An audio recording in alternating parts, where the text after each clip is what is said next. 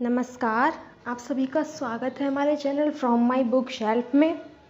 आज सुनेंगे मुंशी प्रेमचंद जी की कहानी दूध का दाम। अब बड़े बड़े शहरों में दाइयाँ, नर्सें और लेडी डॉक्टर सभी पैदा हो गई हैं, लेकिन देहातों में जच्चे खानों पर अभी भी भंगिनों का ही प्रभुत्व है और निकट भविष्य में इसमें कोई तब्दीली होने की आशा नहीं। बाबू महेश नाथ अपने गांव के जमींदार थे, शिक्षित थे और जच्चे खाने में सुधार की आवश्यकता मानते थे, लेकिन इसमें जो बाधाएं थीं उन पर कैसे विजय पाते। कोई नर्स देहात में जाने पर राजी न हुई और बहुत कहने सुनने से राजी भी हुई तो इतनी लंबी चौड़ी फीस मांगी कि बाबू साहब को सिर झुकाकर चले आने के सिवा और कुछ न सूझा। लेडी डॉक्टर के पास जाने की उन्हें हिम्मत न पड़ी। उसकी फीस पूरी करने के लिए तो शायद बाबू साहब को अपनी आधी जायदाद बेचनी पड़ती। इसीलिए जब 3 कन्याओं के बाद वह चौथा लड़का पैदा हुआ तो फिर वही गूदड़ था और वही गूदड़ की बहू। बच्चे अक्सर रात ही को पैदा होते हैं। एक दिन आधी रात को चपरासी ने गूदड़ के द्वार पर ऐसी हाँक लगाई कि पास पड़ोस में भी जाग पड़ गई। लड़की ना थी कि मरी आवाज से पुकारता। गूदड़ के घर में इस शुभ अवसर के लिए महीनों से तैयारी हो रही थी। भय था तो यही कि फिर बेटी न हो जाए, नहीं तो वही बंधा हुआ 1 रुपया और 1 साड़ी मिलकर रह जाएगी। इस विषय में स्त्री पुरुष में कितनी ही बार झगड़ा हो चुका था, शर्त लग चुकी थी। स्त्री कहती थी अगर अब की बार बेटा ना हो तो मुंह ना दिखाऊं। हाँ, मुंह ना दिखाऊं, सारे लक्षण बेटे के हैं। और गूदड़ कहता था देख लेना बेटी होगी और बीच खेत बेटी होगी, बेटा निकले तो मूछें मुड़ा लूं। हाँ, मूछें मुड़ा लूं। शायद गूदड़ समझता था कि इस तरह अपनी स्त्री में पुत्र कामना को बलवान करके वह बेटे की अवाई के लिए रास्ता साफ कर रहा है। भूंगी बोली अब मूछ मुड़ा ले दाढ़ीजार, कहती थी बेटा होगा, सुनता ही न था, अपनी ही रट लगाए जाता था। मैं आज तेरी मूछें मुड़ूंगी, खूंटी तक तो रखूंगी ही नहीं। गूदड़ ने कहा अच्छा मूड़ लेना भली मानस, मूछें क्या फिर निकलेंगी नहीं, तीसरे दिन देख लेना फिर ज्यों की त्यों हैं, मगर जो कुछ मिलेगा उसमें आधा रख लूँगा, कहे देता हूँ। भूंगी ने अंगूठा दिखाया और अपने 3 महीने के बालक को गूदड़ के सुपुर्द कर सिपाही के साथ चल खड़ी हुई। गूदड़ ने पुकारा अरे सुन तो, कहाँ भागी जाती है, मुझे भी बधाई बजाने जाना पड़ेगा, इसे कौन संभालेगा। भूंगी ने दूर से ही कहा इसे वहीं धरती पर सुला देना, मैं आके दूध पिला जाऊंगी। महेश नाथ के यहाँ अब भी भूंगी की खूब खातिरदारियां होने लगी। सवेरे हरीरा मिलता, दोपहर को पूरियां और हलवा, तीसरे पहर को फिर और रात को फिर, और गूदड़ को भी भरपूर परोसा मिलता था। भूंगी अपने बच्चे को दिन रात में 1-2 बार से ज़्यादा दूध न पिला सकती थी, उसके लिए ऊपर के दूध का प्रबंध था। भूंगी का दूध बाबू साहब के भाग्यवान बालक को दिया जाता था और ये सिलसिला 12वें दिन भी बंद ना हुआ। मालकिन मोटी ताजी देवी थी, पर अब की कुछ ऐसा संयोग कि उन्हें दूध हुआ ही नहीं। तीनों लड़कियों की बार इतने इफरात से दूध होता था कि लड़कियों को बदहजमी हो जाती थी। अब की एक बूंद नहीं। भूंगी दाई भी थी और दूध पिलाई भी। मालकिन कहती भूंगी हमारे बच्चे को पाल दे, फिर जब तक तू जिए बैठी खाती रहना, 5 बीघे माफ़ी दिलवा दूंगी, नाती पोते तक चैन करेंगे। और भूंगी का लाडला ऊपर का दूध हजम न कर सकने के कारण बार बार उल्टी कर देता और दिन दिन दुबला होता जाता था। भूंगी कहती बहू जी मुंडन में चूड़े लूँगी, कहे देती हूँ। बहू जी उत्तर देती हाँ, चूड़े लेना भाई, धमकाती क्यों है, चांदी के लोगी या सोने के। वाह बहू जी, चांदी के चूड़े पहन किसे मुंह दिखाऊंगी और किसकी हंसी होगी। अच्छा सोने के लेना भाई, कह तो दिया, और ब्याह में कंठा लूँगी और चौधरी के लिए हाथों के तोड़े, वो भी लेना, भगवान वह दिन तो दिखाए। घर में मालकिन के बाद भूंगी का राज्य था। महरियाँ, महाराजिन, नौकर चाकर सब उसका रौब मानते थे। यहाँ तक कि खुद बहू जी भी उससे दब जाती थी। एक बार तो उसने महेश नाथ को भी डांटा था। हंसकर टाल गए। बात चली थी भंगियों की। महेश नाथ ने कहा था, दुनिया में और चाहे जो कुछ हो जाए भंगी भंगी ही रहेंगे, इन्हें आदमी बनाना कठिन है। इस पर भूंगी ने कहा था, मालिक, भंगी तो बड़ों बड़ों को आदमी बनाते हैं, उन्हें कोई क्या आदमी बनाएगा। ये गुस्ताखी करके किसी दूसरे अवसर पर भला लोग भूंगी के सिर पर बाल बच सकते थे, लेकिन आज बाबू साहब ठठाकर हंसे और बोले, भूंगी बात बड़े पते की कहती है। भूंगी का शासनकाल साल भर से आगे न चला। देवताओं ने बालक के भंगिन का दूध पीने पर आपत्ति की। मोटे राम शास्त्री तो प्रायश्चित का प्रस्ताव कर बैठे। दूध तो छुड़ा दिया, लेकिन प्रायश्चित की बात हंसी में उड़ गई। महेश नाथ ने फटकार कर कहा, प्रायश्चित की खूब कही शास्त्री जी। कल तक उसी भंगिन का खून पीकर पला, अब उसमें छूत घुस गई। वाह रे आपका धर्म। शास्त्री जी शिखा फटकार कर बोले, ये सत्य है।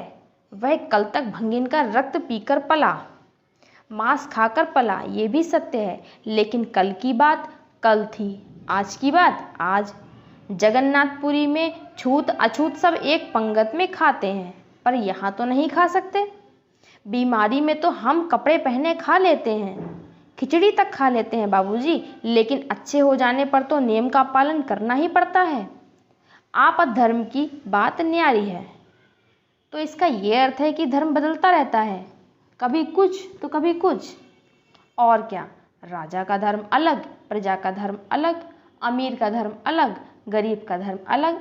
राजे महाराजे जो चाहे खाएं, जिसके साथ चाहे खाएं, जिसके साथ चाहे शादी ब्याह करें, उनके लिए कोई बंधन नहीं।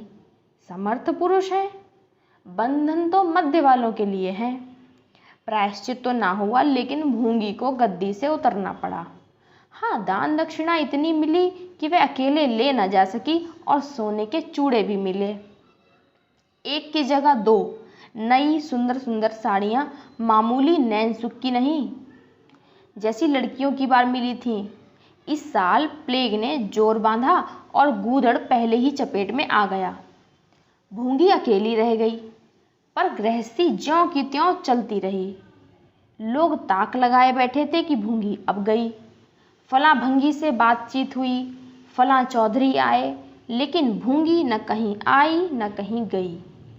यहाँ तक कि 5 साल बीत गए और उसका बालक मंगल दुर्बल और सदा रोगी रहने पर भी दौड़ने लगा।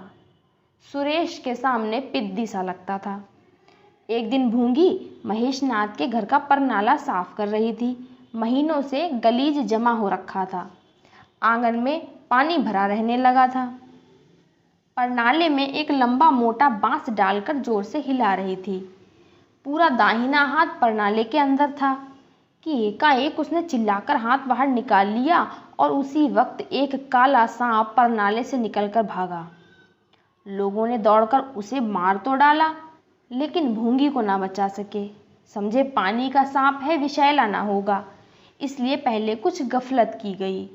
जब विष देह में फैल गया और लहरें आने लगीं, तब पता चला कि यह पानी का सांप नहीं, गेहूं था। मंगल अब अनाथ था, दिन भर महेश बाबू के द्वार पे मंडराया करता। घर में जूठन इतना बचता था कि ऐसे ऐसे 10-5 बालक पल सकते थे। खाने की कोई कमी ना थी।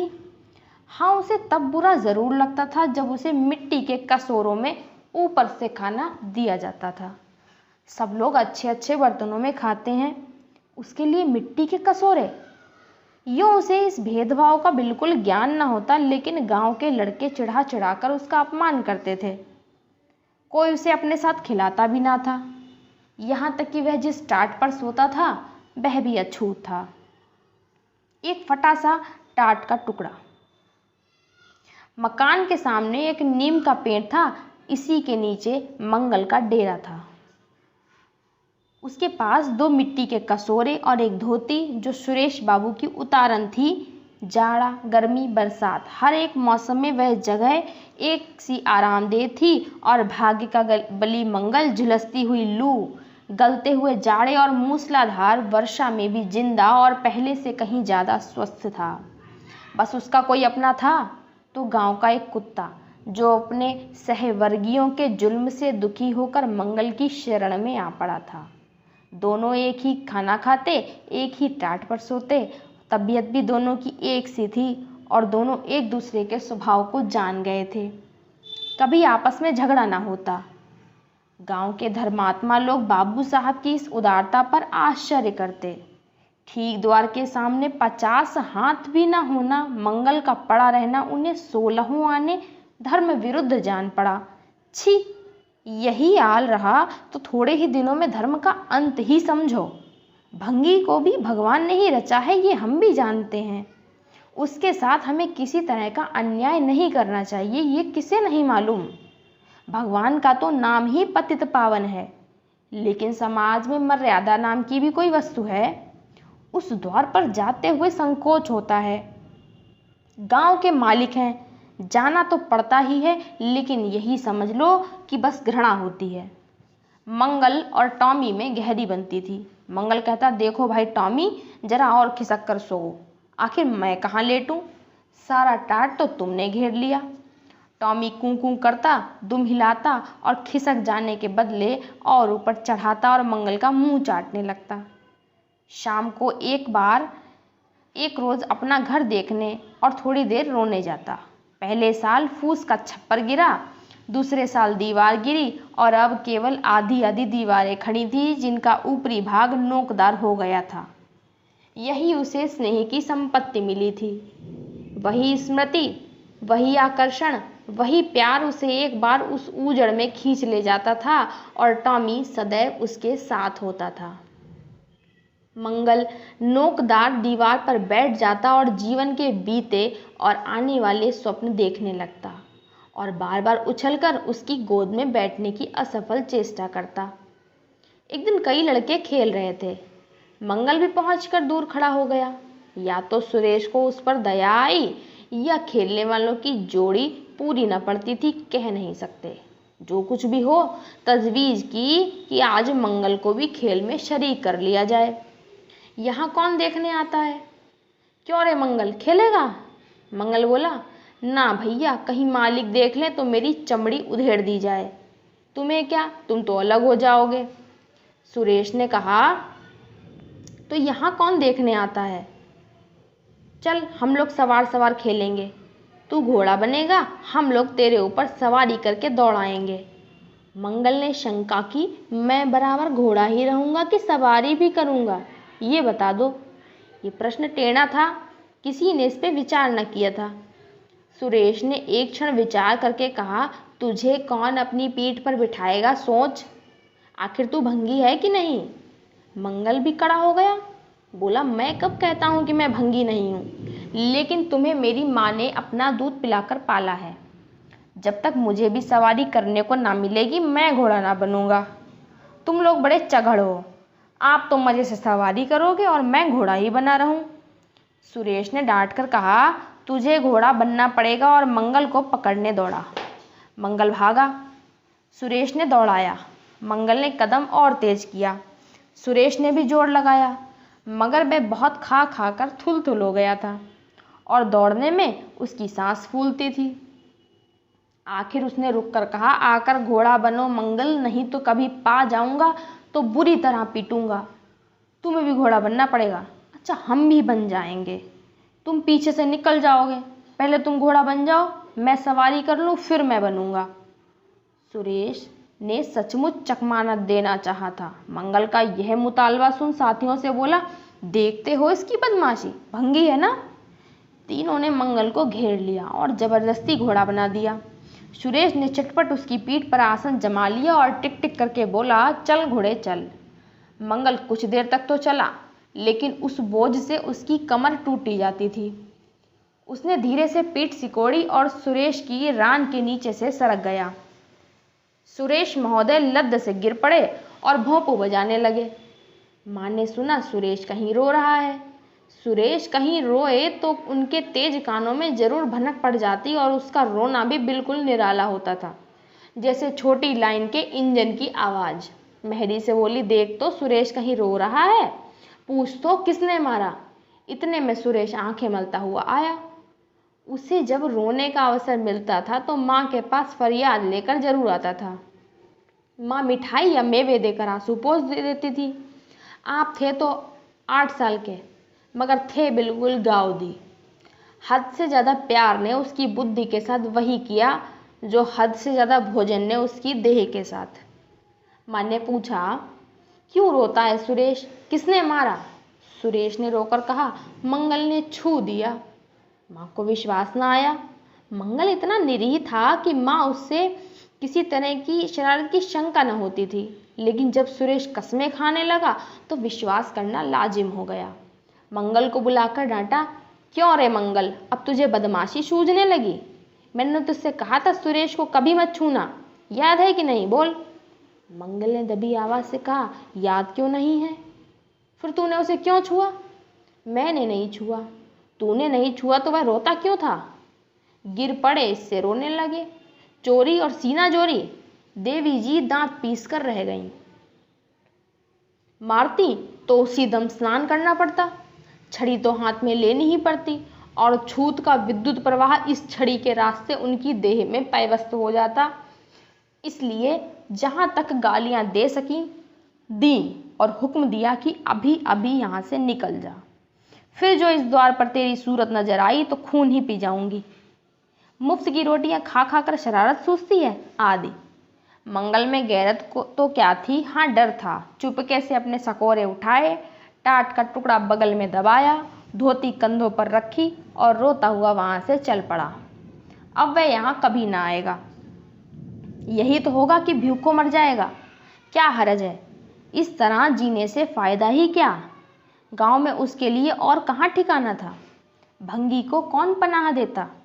उसी खंडर की ओर चला जहां भले दिनों की स्मृतियां उसके आंसू पोंछ सकती थीं, और वह खूब फूट फूट कर रोया। उसी क्षण टॉमी भी उसे ढूंढता हुआ आ पहुंचा और दोनों फिर अपनी व्यथा भूल गए। लेकिन ज्यों ज्यों दिन का प्रकाश क्षीण होता जाता था, मंगल की ग्लानि भी क्षीण होती जाती थी। बचपन को बेचैन करने वाली भूख देह का रक्त पी पीकर और भी बलवान होती जाती थी। आंखें बार बार कसूरों की ओर उठ जाती। वहां अब तक सुरेश की जूठी मिठाइयां मिल गई होती, यहाँ क्या धूल फांके? उसे टॉमी से सलाह की, खाओगे क्या टॉमी? मैं तो भूखा लेट रहूँगा। टॉमी ने कूं कूं करके शायद कहा, इस तरह का अपमान तो जिंदगी भर सहना है, यों हिम्मत हारोगे तो कैसे काम चलेगा? मुझे देखो ना, कभी किसी ने डंडा मारा तो मैं चिल्ला उठा, फिर जरा देर बाद दुम हिलाता हुआ उसके पास जा पहुंचा। लेकिन ज्यों ज्यों दिन का प्रकाश क्षीण होता जाता था, मंगल की ग्लानि भी क्षीण होती जाती थी। बचपन को बेचैन करने वाली भूख देह का रक्त पी पीकर और भी बलवान होती जाती थी। आंखें बार बार कसोरों की ओर उठ जाती। वहां अब तक सुरेश की जूठी मिठाइयां मिल गई होती, यहाँ क्या धूल फांके? उसने टॉमी से सलाह की कि खाओगे क्या टॉमी? मैं तो भूखा लेट रहूँगा। टॉमी ने कूं कूं करके शायद कहा कि इस तरह का अपमान तो जिंदगी भर सहना है, यों हिम्मत हारोगे तो कैसे काम चलेगा? मुझे देखो ना, कभी किसी ने डंडा मारा तो मैं चिल्ला उठा और फिर जरा देर बाद दुम हिलाता हुआ उसके पास जा पहुंचा। हम दोनों इसीलिए बने हैं भाई। मंगल ने कहा, तो तुम जाओ, जो कुछ मिले खा लो, मेरी परवाह न करो। टॉमी ने अपनी श्वान भाषा में कहा, अकेला नहीं जाता, तुम्हें साथ लेकर चलूँगा। मैं नहीं जाता तो मैं भी नहीं जाता। भूखों मर जाओगे तो क्या तुम जीते रहोगे? मेरा कौन बैठा है जो रोएगा? यहाँ भी वही हाल है भाई। कमाल में जिस कुतिया से प्रेम किया था उसने बेवफाई की और अब कल्लू के साथ है। खैरियत यही हुई कि अपने बच्चे लेती गई, नहीं तो मेरी जान गाड़े में पड़ जाती। 5-5 बच्चों को कौन पालता? एक क्षण के बाद भूख ने एक दूसरी युक्ति सोच निकाली। मालकिन हमें खोज रही होगी क्या टॉमी? और क्या, बाबूजी और सुरेश खा चुके होंगे। कहार ने उनकी थाली से जूठन निकाल लिया होगा और हमें पुकार रहा होगा। बाबूजी और सुरेश दोनों की थालियों में घी खूब रहता है, और वो मीठी मीठी चीज़ हाँ मलाई, सबका सब घूरे पे डाल दिया जाएगा। देखें हमें खोजने कोई आता है? खोजने कौन आएगा? कोई पुरोहित हो? एक बार मंगल मंगल होगा और बस थाली पर नाले में उड़ेल दी जाएगी। अच्छा तो चलो चलें, मगर मैं छिपा रहूँगा। अगर किसी ने मेरा नाम लेकर न पुकारा तो मैं लौट आऊँगा, ये समझ लो। दोनों वहाँ से निकले और आकर महेशनाथ के द्वार पर अंधेरे में दबक कर खड़े हो गए। मगर टॉमी को सब्र कहाँ, वो धीरे से अंदर घुस गया। देखा महेशनाथ और सुरेश थाली पर बैठ गए हैं। बरोठे में धीरे से बैठ गया, मगर डर रहा था कि कोई डंडा न मार दे। नौकर में बातचीत हो रही थी। एक ने कहा, आज मंगलवा नहीं दिखाई देता, मालकिन ने डांटा था इसीलिए भागा है शायद। दूसरे ने कहा, अच्छा हुआ निकाल दिया गया, सवेरे सवेरे भंगी का मुंह देखना पड़ता था। मंगल और अंधेरे में खिसक गया। आशा गहरे जल में डूब गई। महेशनाथ थाली से उठ गए। नौकर हाथ धुला रहा है। अब हुक्का पिएंगे और सोएंगे। सुरेश अपनी माँ के पास बैठा कोई कहानी सुनता सुनता सो जाएगा। गरीब मंगल की किसे चिंता है? इतनी देर हो गई, किसी ने भूल से भी न पुकारा। कुछ देर वहाँ निराश खड़ा रहा, फिर एक लंबी सांस खींचकर जाना ही चाहता था कि कहार पत्तल में थाली का जूठन ले जाता नजर आया। मंगल अंधेरे से निकलकर प्रकाश में आ गया। अब मन को कैसे रोके? कहार ने कहा, अरे तू यहाँ था? हमने समझा कि कहीं चला गया। ले खा ले, मैं फेंकने जा रहा था। मंगल ने दीनता से कहा, मैं तो बड़ी देर से यहाँ खड़ा हूँ। तो बोला क्यों नहीं? मारे डर के। अच्छा खा ले। उसने पत्तल को ऊपर उठाकर मंगल के फैले हुए हाथों में डाल दिया। मंगल ने उसकी ओर ऐसी आंखों से देखा जिनमें दीन कृतज्ञता भरी हुई थी। टॉमी भी अंदर से निकल आया था। दोनों वहीं नीम के नीचे पत्तल में खाने लगे। मंगल ने एक हाथ से टॉमी का सिर सहलाकर कहा, देखो पेट की आग ऐसी होती है। यहाँ लात की मारी हुई रोटियां भी ना मिलती तो क्या करते? टॉमी ने दुम हिला दी। सुरेश को अम्मा ने पाला था। टॉमी ने फिर दुम हिलाई। लोग कहते हैं कि दूध का दाम कोई नहीं चुका सकता, और मुझे दूध का ये दाम मिल रहा है। टॉमी ने फिर दुम हिलाई। तो ये थी आज की कहानी, दूध का दाम। आशा करती हूँ आप सबको कहानी अच्छी लगी होगी। अगर आप चैनल पे नए आए हैं तो वीडियो को लाइक कर लें, चैनल को सब्सक्राइब कर लें, और कहानी अच्छी लगी हो तो शेयर ज़रूर कर दें। धन्यवाद।